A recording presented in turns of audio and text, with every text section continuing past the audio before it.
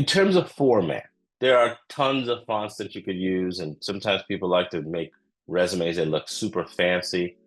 I don't know if the fancy resume is really what you want. You want something that just looks good, right? And so that means even the font type that you use, you want something that's easy to read, right? Now, cleaner fonts are good to use. So that means they don't have what they call serifs, which is those fancy squiggly things on the ends. Now, why is that so? So I'll give you an example. So Times New Roman is a good font to use if you're reading a book. Left to right reading, left to right reading. Boom.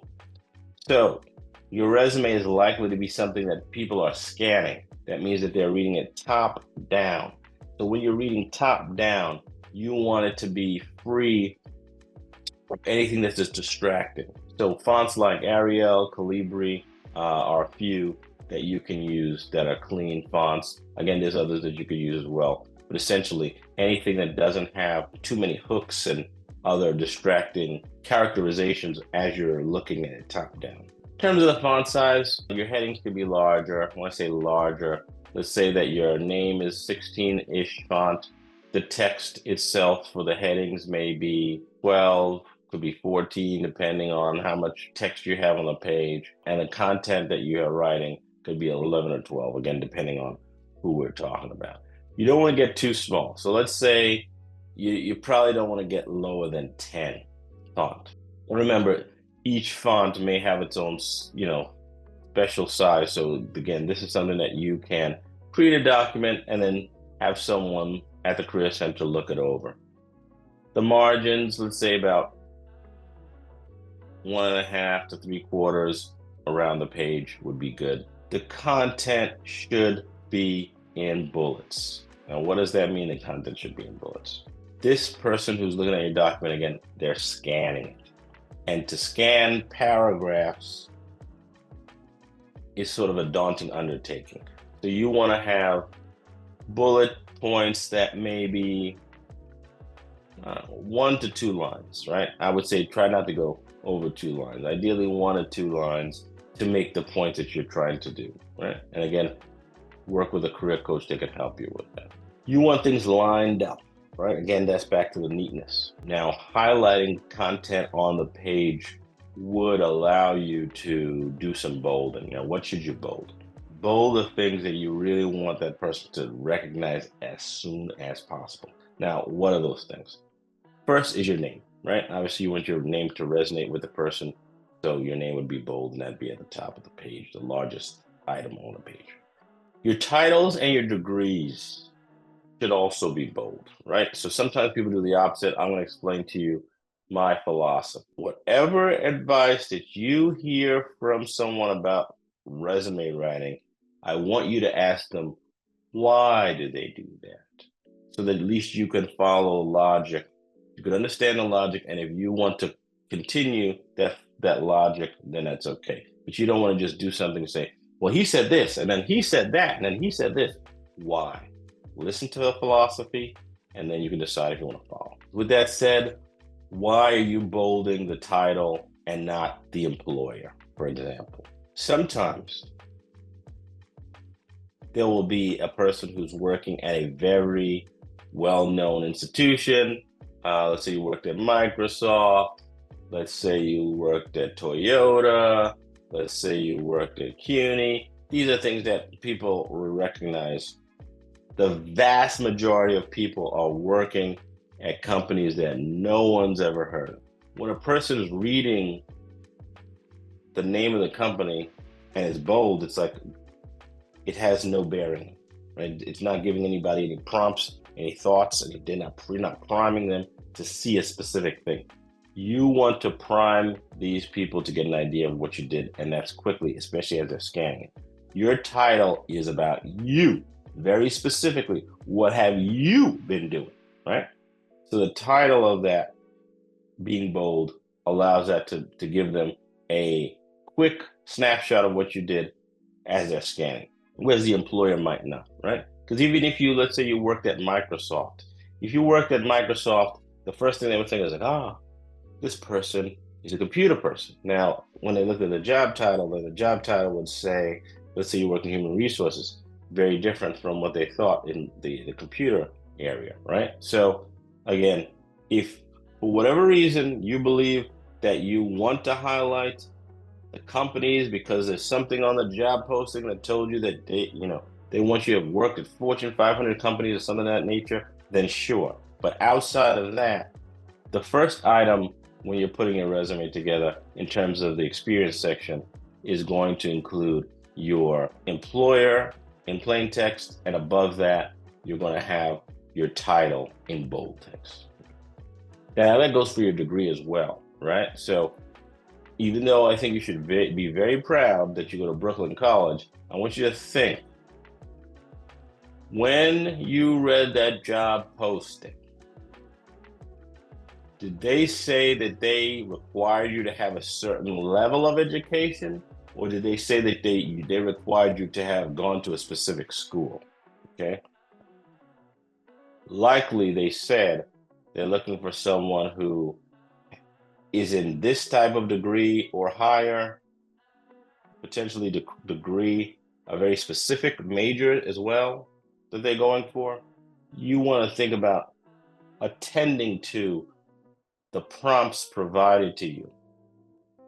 And most likely the degree, particularly the level, is what they've asked you. So that means you would bold Bachelor of Arts in Psychology, and then in plain text you would write Brooklyn College, CUNY. Now, I've talked about this already about the typos. You really want to make sure that they're gone. Okay. In terms of how you're describing your text for your job, you want that to be very, very descriptive, right? And I'm going to give you some examples. I'm going to give you a tool that you can look to get prompts for how you may want to actually create these statements, right?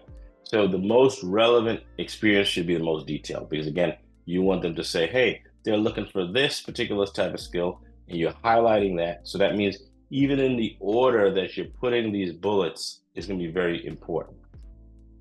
So let's say you had a job and you had 4 bullets on this particular job experience. The first bullet would be the one that's most relevant to the position that you're going for. It's letting them know that you have had experience doing one of the items that they've mentioned is very important. You want to be specific and descriptive about what you did, how often, for whom, and why. Now, what does it mean? Okay. What did you do? So, if you're telling somebody that you're performing a task, you want to be clear about what that task is actually doing. Was there a benefit to your company by you doing this task? Was this something that you yourself came up with? Maybe you took the initiative to create something, to do something. These are ways for you to get brownie points. Don't simply just say that you performed the task. They want to know, how did this task come about, if that's important. How often? So that means the task you're describing, are you doing it daily, weekly, monthly? If this is something that's very important and you feel like, wow, they need to know I was doing this very regularly, then you want to put that information. You're putting information that helps you, right? So anything that's helpful to the case, you're going to put. Anything that's not helpful, you're leaving that alone, right? Looking for a job is very much like dating. So let's say, for example, there was a guy named Ian, right? And let's say Ian cheated on his last 3 girlfriends. If he's going on a date, this is the information he is not trying to highlight. He's just going to leave it alone, okay? Now let's hope Ian is not that kind of guy. But if he was, this is not the kind of information that he's going to highlight when he's trying to attract the next person that he's talking to, right? And similarly for you, if there are things on your job that you did that weren't particularly a highlight, you may not want to put them on your resume, right? But for those things that you do want to highlight, you want to be descriptive about them, right? When it says for whom, let's say you're an intern and you worked very closely with the vice president, you would include that. you perform this task for the vice president, right? Now, you wouldn't just say John Smith because they don't know who John Smith is. When you put the title of the person, that sort of helps them understand, again, a lay person, a person who's not been there. Your job is to make sure, to the best of your ability, someone who's never seen you at work, they read the description of what you're talking about and they get an idea. I think I know what they did. Okay. Now remember, there are many people who are performing the same tasks. However, they perform it in a different level of quality. Your job is to think to yourself, hey, I've written down 5 bullets. Let me read those 5 bullets. As I read them, would those 5 bullets describe literally anybody who does this job? Because if that's the case, think deeper.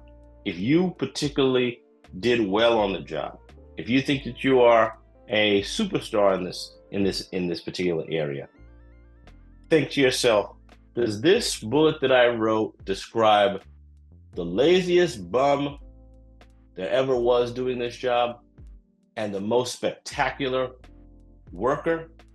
If there's that much of a divide between a person who is not performing well and a person who is performing exceedingly well, but that statement is so vague that it describes anybody doing the job, you want to tweak it. And you want to include information that will allow the reader to see that this is someone who's performed the task particularly well, okay?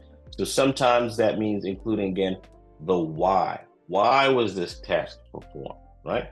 And so that will show also why some of the things that you're doing have great meaning, right? You said what you did, you described it. You might have described how often, for whom, the why. The why means, how does this part that you're playing fit into the bigger picture of the organization? And this could be very helpful to you in terms of letting someone who's never seen your work understand how much impact you've had on the companies that you've had to work for. The bullets that you're going to use, they need to be action oriented, right? You're not going to put somebody to sleep. Nope. Person who's reading this resume wants it to be as exciting as possible. Just the same way when you're scrolling through TikTok or scrolling through Instagram, if you're not getting something that's interesting, you just go to the next thing. With the volume of people applying to these hard to get jobs, you'll want to make sure that you are putting content that keeps the reader engaged, okay? So that means you need to be an engaged author of this document so that you can have an engaged reader, okay? So the bullet points that you're putting together, start with action-oriented words, right? Prepared, created, assisted, what have you, right? I'm going to show you a tool. The tool is going to give you ideas, right? Again, these ideas are for you to use as a guide. All right, what else can you do to sprinkle in some goodness on these resume bullet points? Well, using numbers, using results. Let's say you saved your company $1,000, right? Now you might think to yourself, Andre, I'm applying to, these companies that make billions of dollars. Are they going to be really impressed that I saved my company $1,000? Well, your job is to show them what your impact is. And so $1,000 to your company, percentage-wise, may be a huge impact. So for example, let's say you work with 10 other interns, and in total, the 10 interns saved $2,000 that summer. And you saved, by yourself, 50% of the total savings out of 10 interns. You would want to make that crystal clear on the document that you, one person, were responsible for 50% of the savings out of a cohort of 10 interns. You can do these types of things. You have to think, where would the numbers make the most sense? If they're helpful, you add them. If they're not so helpful, you don't need to add them at all, okay? Another thing I would say in terms of philosophy of when putting these resumes together, you would want to Show me the wow, then tell me the how. Now, what does that mean? Saved company $1,000 by da, da, da, da, da. You saving that company $1,000 would be the most important part of that bullet. So you want to make sure that you're putting the most important part in the front. You don't want to say da da da da da da da. Save my company $1,000. You want to make sure that that savings is in the front. The most important part of the statement should be first. And again, working with a career coach, we can help you sort of recognize areas that you may want to sort of flip the order of the wording for those bullet points, right? The results, the numbers that you can put in there include how many customers you might have met with, any awards that you won, the people that you trained. Okay, leadership is a big part of what employers are looking for in interns, and most people who've worked on a job for a while have had a chance to train other people. You definitely want to include that type of information. Right? Now, I know a lot of people say, hey, you know what? You could just make stuff up, or you could exaggerate a little bit. You don't need to. Nobody needs to exaggerate or lie in their resume. You don't. Think about what you did and try to write it in a way that's clear that you had some impact. Right? Describe it in the best way you can. If they check your references, they might ask your former employer about one of these things that you mentioned that you did. And if they say, I don't remember that, then that could be a problem. They're not going to just randomly call your employer and ask them this question. But if they ask you for references, you gave that specific person's name, you're basically giving them an opportunity to talk about your experience. And that person often will be asked questions about your ability to do the work, right? So you want to make sure that everything is on the up and up.